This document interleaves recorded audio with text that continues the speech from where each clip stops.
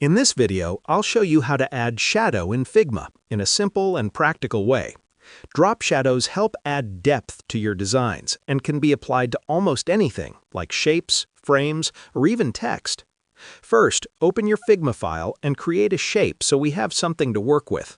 I'll use a rectangle, which you can create quickly by pressing the R key and dragging it onto the canvas. Once the shape is selected, look to the right-hand panel under the Design tab. Scroll down until you find the Effects section.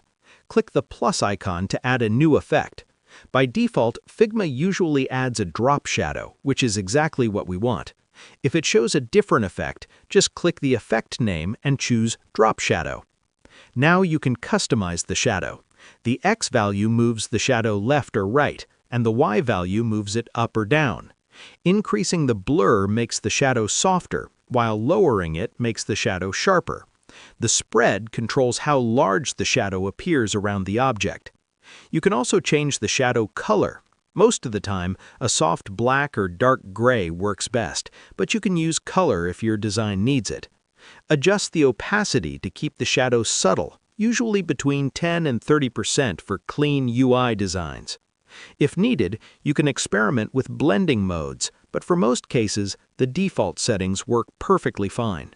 Once you're happy with the look, your drop shadow is ready and will instantly add more depth to your design. That's it. This is how you quickly create and customize drop shadows in Figma. Try applying the same steps to text, buttons, or cards to make your designs feel more polished and professional.